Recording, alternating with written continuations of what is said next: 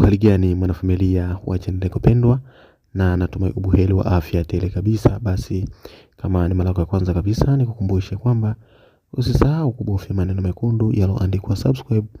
hapo chini ya video, ili uwe kwanza kabisa kupata habari zetu punde tunavyokuwekea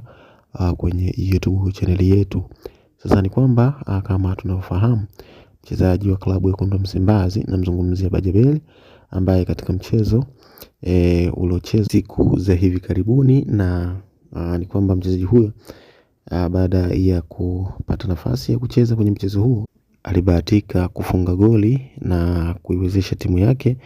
kuongeza akaunti ya magoli kwenye mechi hiyo, na kuifanya timu yake iweze kunyakua ushindi wa goli 3-0. Na ni kwamba mchezo huo baada ya kutamatika, ni kwamba mashabiki walipendezwa hasa na kiwango chake cha mchezaji huyo, na kuweza kumtunuku au kuweza kumzawadia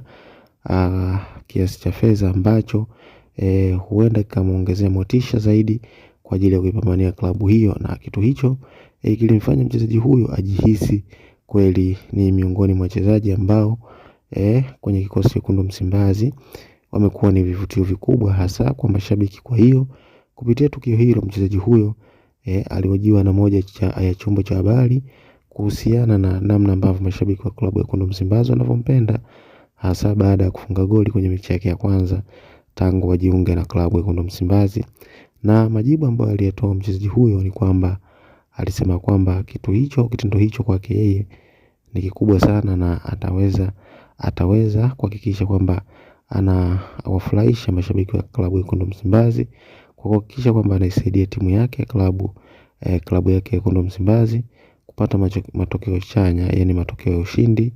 dhidi ya mpinzani ambaye atakuwa anacheza naye kwenye mechi husika ambayo mchezaji huyo ataweza kucheza. Kwa hiyo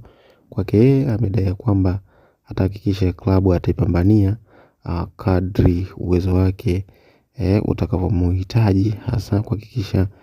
timu yake inapata matokeo mazuri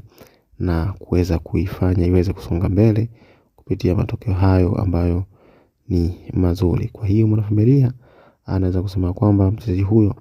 baada ya kunyakulia kibunda kirefu cha fedha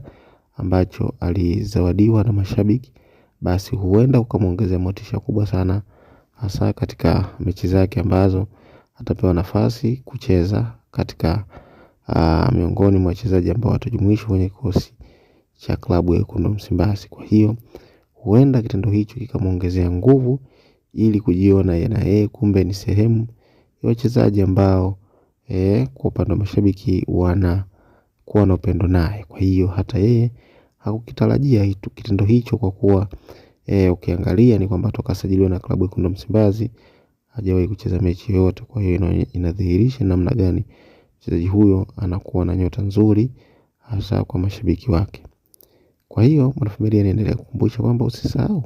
kubofya maneno mekundu yanayoandikwa subscribe hapo chini ya video, ili uwe mwanafamilia